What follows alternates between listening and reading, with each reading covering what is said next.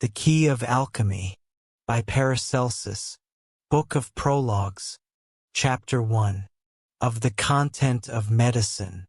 It is fitting that you know beforehand, friend reader, that all diseases universally have 5 different and fundamental types of treatments. We shall then begin the study of our medicine with the treatment and not with the causes, since the due application of the treatments will lead us easily to the discovery of the origin of the diseases. The main point and the first argument of our book will be the affirmation of these 5 treatments, which you must accept as if they were 5 sciences of medicine, 5 arts, or 5 faculties of understanding. Each of them is capable, by itself, of forming a complete therapeutic means for the cure of all diseases in the hands of a skillful, competent, and clever physician, who must choose the best for each case. In this way, it will be possible to cure any accident, suffering, or disease as much in one medicine as in the other. Therefore, it will be good that each physician strives in a daily and constant study to reach the maximum science and experience in any one of the 5 methods, without forgetting that the knowledge of the patient's soul is of equal or greater importance than that of his body. Even so, he will possess solid foundations in his studies and in others, but strictly within medicine. The basis of his science will be in itself and not in this or that strange subjectivity. He must not accept or despise one cause for another without due reasons, nor argue without foundation, and in any case must show perfect confidence in himself. With each of these methods, sufficiently perfect, he can reach a complete understanding, theoretical and practical, of the knowledge of the causes and cures of all diseases. With this, we consider the exhortation of our first medical book finished. Chapter 2. On the 2 great groups of diseases and the mode of applying their remedies. Whoever wishes to be a physician must know firstly that medicine is dual, clinical or physical and surgical, which does not mean that it has 2 distinct origins but only 2 expressions. It is a purely specific division that encloses within itself its own reason for being. Fever and plague, for example, even if they stem from the same source, have, as is known, their own and different manifestations. When this source, origin, or morbid cause expresses an internal putrefaction, fever appears, which often forces the person to stay in bed or ends up transforming into plague. That is to say, it abandons the center and manifests itself on the external surface of the body. To be right and have good judgment in one or the other medicine will be the result of a reiterated and attentive study of when they began. Every affection that goes from the center to the periphery must be considered physical, and every one that, on the contrary, gains the center starting from the periphery will be tributary to surgery. Making this clearer, it must be considered that everything resolved by the natural emunctories of the body, by nature's own secretion, is entirely physical. And surgical, on the contrary, is everything that appears as an eruption through non-natural emunctories. Likewise, everything that may be visible on the surface of the body must be considered a wound and a case for surgery.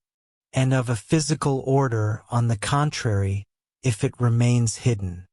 In reality, these are the reasons and motives that divide physicians into 2 great classes, that of the clinicians and that of the surgeons. However, each of them can obtain the cure of their patients by the 5 methods and the 5 causes already stated, which each will analyze in his own way. Finally, as has already been said, all must know each class and each of these 5 origins, which could, in turn, give rise to 5 distinct classes for each of the great groups or specialties. And it is no less certain to say that there exists only one class for the true knowledge and intellectualization of the causes. In this way, we wanted to define the degrees and states that we will find among physicians. Chapter 3. On the modes and manners of curing.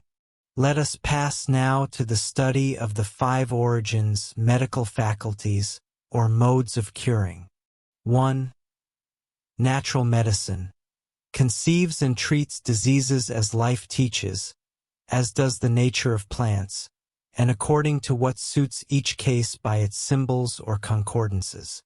Thus it will cure cold by heat, humidity by drying, superabundance by fasting and rest, and starvation by the increase of food. The nature of these affections teaches that they must be treated by the application of contrary actions. Avicenna, Galen, and Rhazes were some of the defenders and commentators of this theory. 2. Specific medicine. Those who defend and belong to this group treat diseases by the specific form or specific entity. The magnet, for example, attracts iron not by means of elementary qualities, but through specific forces and affinities. The physicians of this group cure diseases by the specific force of the corresponding medicines. Also belonging to this group are those who perform experiments, called by some empiricists with just reason. Finally, also among the naturalists, those who make use of and prescribe purgatives, since these impose strange forces that derive from the specific, completely outside the natural, leaving one group to enter another. 3. Characterological or Kabbalistic medicine. Those who practice it cure diseases by the influx of certain signs endowed with a strange power, capable of making run those who are commanded, and giving them or taking from them certain influxes or curses. This can also be done through the word, being, as a whole, an eminently subjective method. The most outstanding masters and authors of this group were Albertus Magnus, the astrologers, the philosophers, and all those endowed with the power of sorcery. 4. Medicine of the spirits.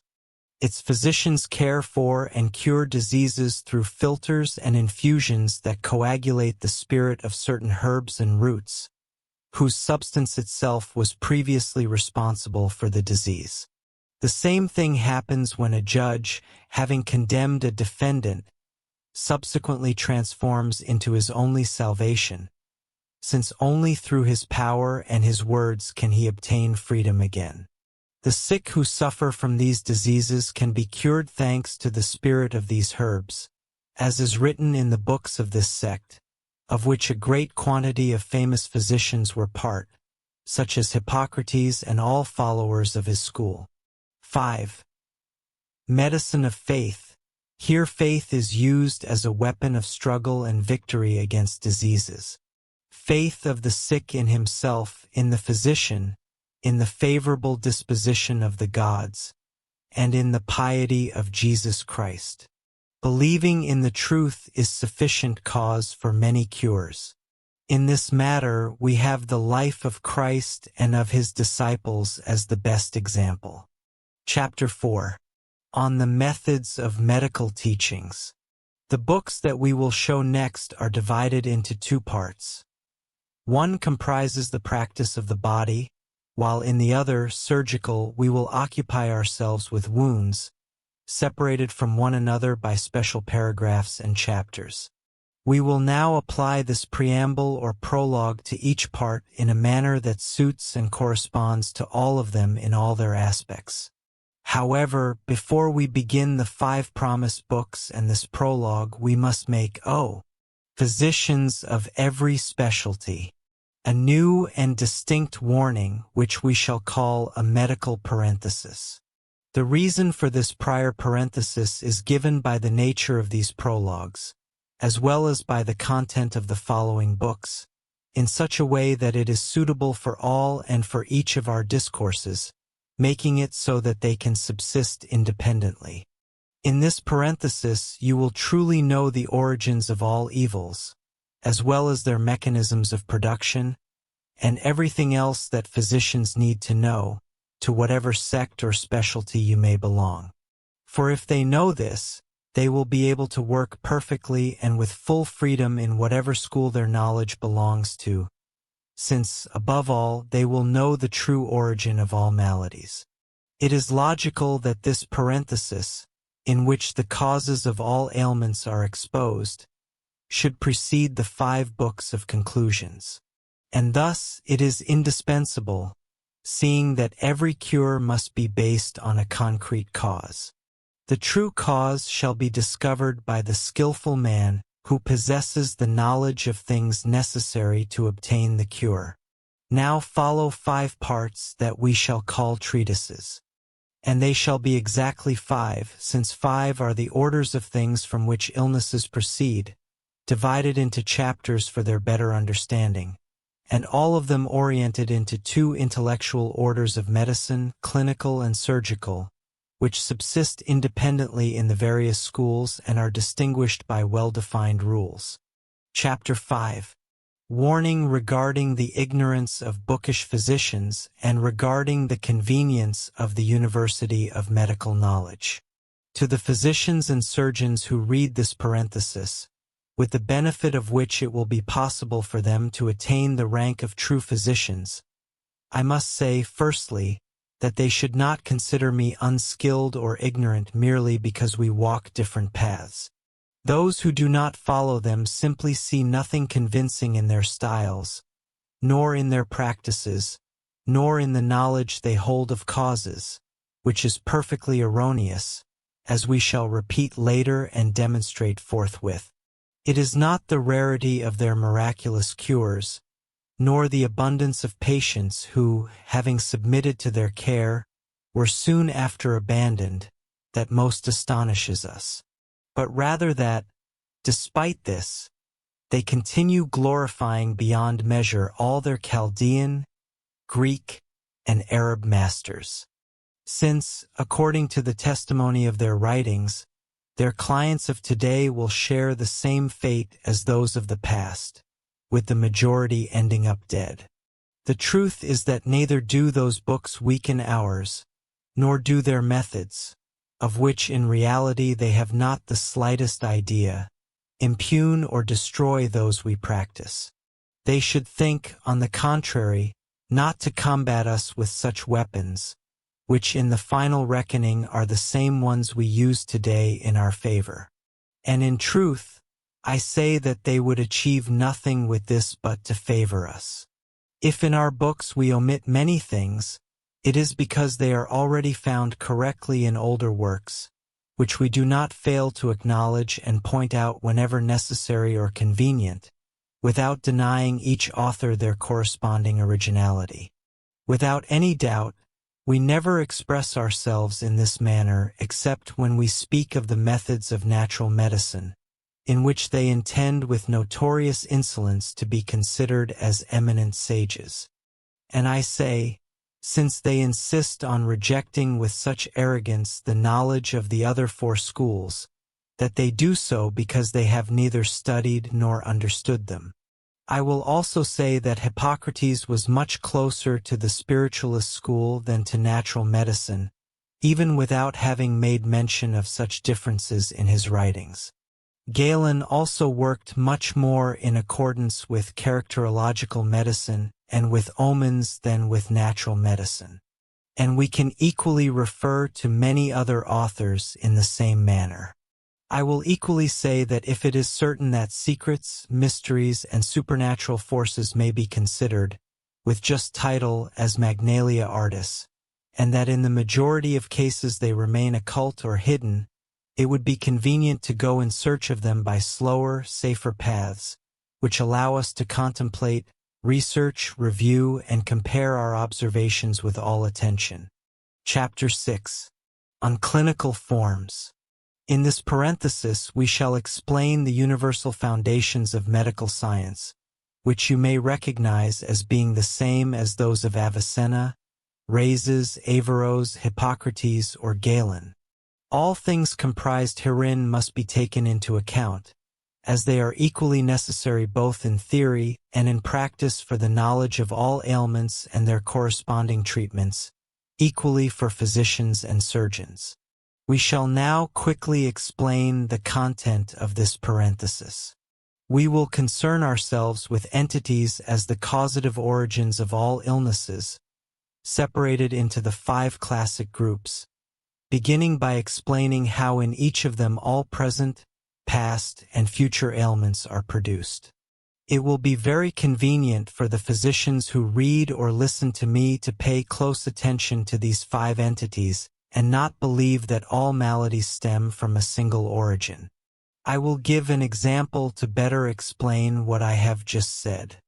Let us suppose the case of the plague, and let us ask ourselves from where it comes. The adherents of natural medicine will tell me it is from the dissolution of nature. Those affiliated with astronomy will prefer to consider it a consequence of the movement of the heavens and the course of the stars. Which of them is right? I say, however, that each of them in turn has a part of the reason, and that besides these there are other reasons, since nature is one entity and the stars another entity, etc. It is known that there are 5 plagues, which are not distinct in their genera, essences, forms, or species, but by the origins from which they come. We will say further, to conclude, that our body is submitted to 5 entities, each of them possessing in potential all illnesses, and that we must consider 5 dropsies, 5 jaundices, 5 fevers, 5 cancers, and so on. Chapter 7. Nature of the entities. Having defined the name and number of the entities, as we have just expressed in the previous prologue, let us occupy ourselves now with knowing them duly. The entity is the cause or thing that has the power to direct the body. When they speak tendentiously against us, and affirm that the plague comes from humors whose malignity is latent within the body, they commit a tremendous error. Instead of observing how the body fares when it finds itself attacked by infection, they should ascertain which is and what is the poison that contaminates it. All possible ailments appear from the body at a given moment, when the organism becomes inflamed and attacked in one way or another, although one cannot, in the majority of cases, pinpoint the determining cause of the disease.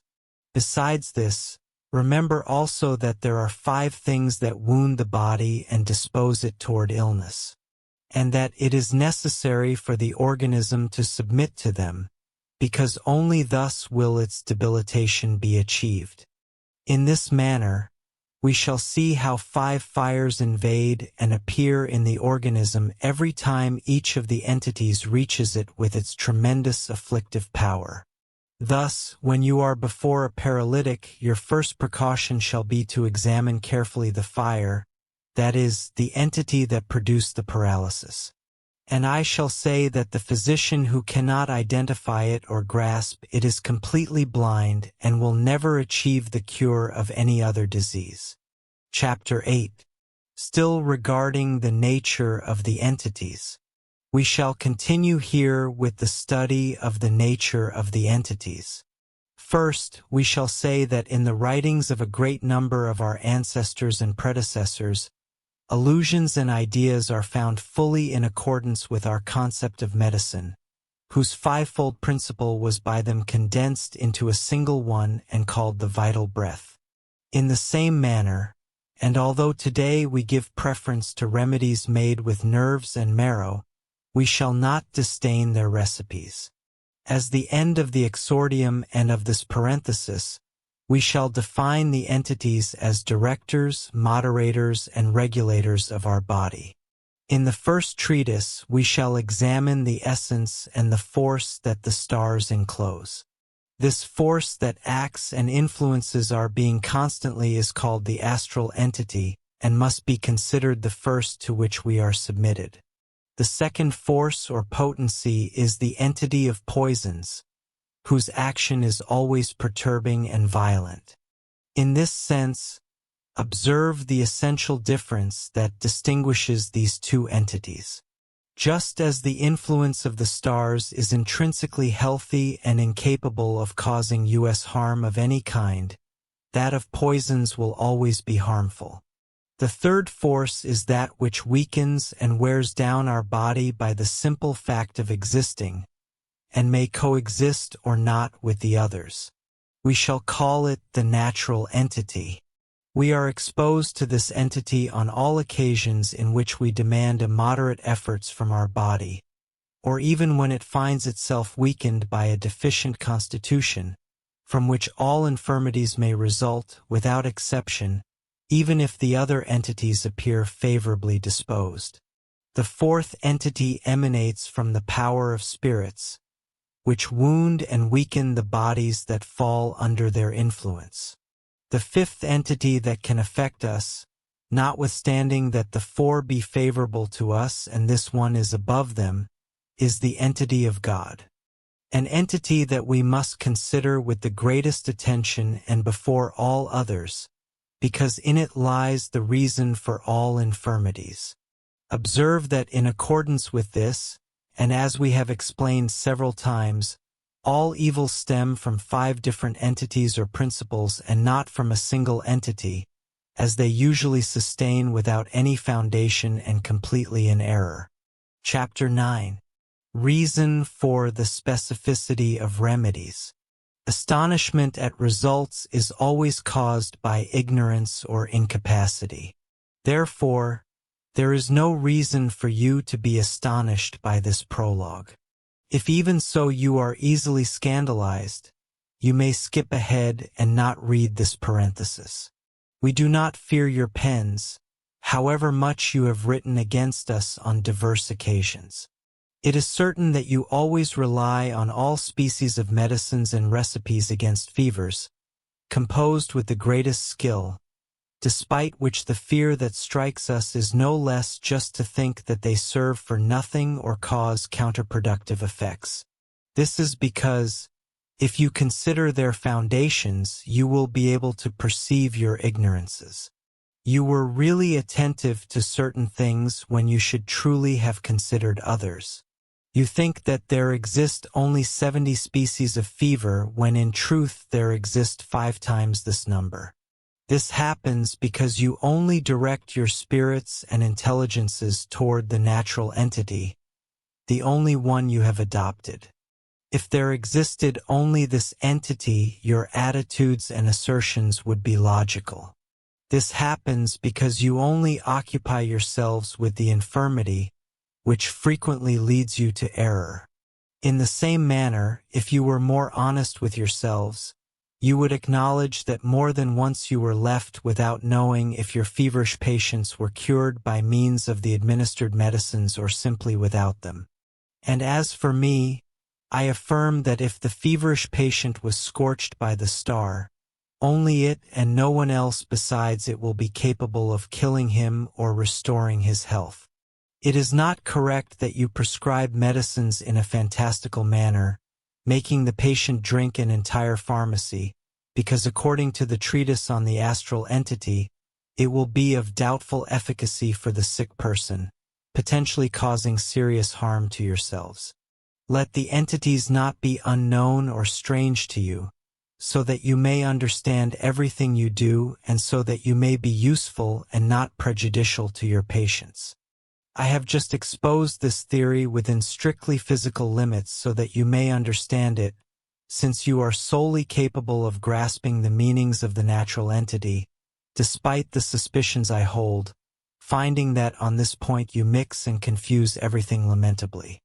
This would explain the incapacity you have to distinguish the diverse medicines that need to be chosen, as well as the when and the how of their application. Chapter 10. Where Paracelsus guards against the possibility of being considered a heretic. Pay us, then, from here on, full attention.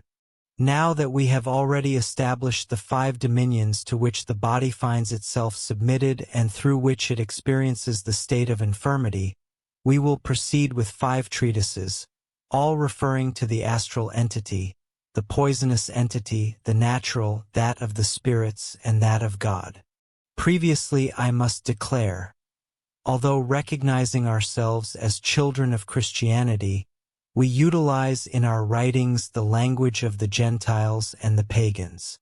Principally, faith, above all, is what has allowed us not to forget in our studies the consideration of the four entities: astral, natural, of poison, and of spirits, which in truth are entities of pagan style, since only the divine entity is of Christian style.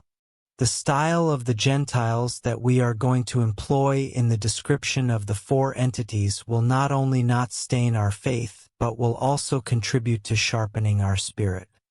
If we decided to call it the style of the Gentiles, it was because we know that its content flees from the faith of Christ, despite our having made a public profession of faith with those who are Christians by birth and race. And we continue the study of the nature of the four profane entities and of the fifth divine entity, as we have already said during this treatise. For this reason, we will dedicate this last book to the divine entity and to the conclusions we can reach through faith. In this book, in which we shall renounce the profane style, we shall understand the true foundation of truth and shall persevere in the faith. We shall then be true believers in such a manner that, abandoning all paganism, we shall see them arrive together with us as Christians, with which finally they will be able to judge us according to the books written in the style of the faithful. Book of Entities. First pagan book on morbid entities, treatise of the entity of the stars on inferior bodies, on the being of the stars. Chapter 11. The origin of the body by the entity of semen. The first thing to do to describe the astral entity is to consider with maximum exactitude the essence, the form, and the properties of the stars, and immediately afterwards ascertain the paths and the mechanism by which the attraction of such entity is produced upon our bodies. You gave the astral entity a purely astronomical interpretation without other attention or study, when in truth you should have done much more. In this manner, when you teach openly that the body was formed directly from the heavens and the stars, you are committing a falsehood, since man, upon being constituted, did so starting exclusively from the spirit of the semen without the slightest participation of the stars. We shall prove the nullity of your concepts and of your ideas on the subject. And to begin, we shall declare the following. Adam and Eve were certainly the result of creation, but they continued and will continue until the end of the world thanks to the entity of semen, in such a manner that if they had not existed, or if stars or planets did not exist in nature, children would continue being born with different features, without any relation to the stars, but rather on the contrary with the temperaments or physical appearances of the parents, as much today as in the most remote eras. Thus there will exist the melancholic, the choleric, these faithful, others unfaithful, those sober and those others not, since human nature, characterized by an entity of property and specificity, derives and results from the entity of semen and has nothing to do with the stars. The stars, in effect, occupy no part of the body, nor do they infuse it with temperaments, heat, nature, or substance. Chapter 12, where the influence of the stars on human nature is discussed. We must warn every physician that the entities of man are two, the entity of semen and the entity of potency, which they must retain carefully and remember at the opportune moment. In this introductory text of the treatise on the astral entity, we shall enunciate an axiom that we consider perfectly adequate. It is the following. No star of the firmament, be it planet or star, is capable of forming or causing anything in our body, be it beauty, color, strength, or temperament. Undoubtedly, regarding the assertion that the astral entity can harm us in diverse ways, I must state that this is false, and that it is high time to strip from our minds these absurd judgments based on the nature or position of the stars, which can only serve to make us smile. On this point, we shall pause without furthering this discourse against our adversaries. First, because the purpose of this parenthesis is not to respond. Do you want access to this and all the complete audiobooks on the channel, plus the ebook version? Click the link in the description or scan the QR code in the left corner of the screen to access our library, where you can listen to your favorite esoteric books without ad interruptions, lock your screen, or use other apps while the narration plays, and even download the ebook version to follow along as you listen. Listen on your computer via web browser, or download the app from the Play Store. After subscribing, you will receive an email with your login details, password, and step-by-step instructions on how to access the books through the Hotmart app.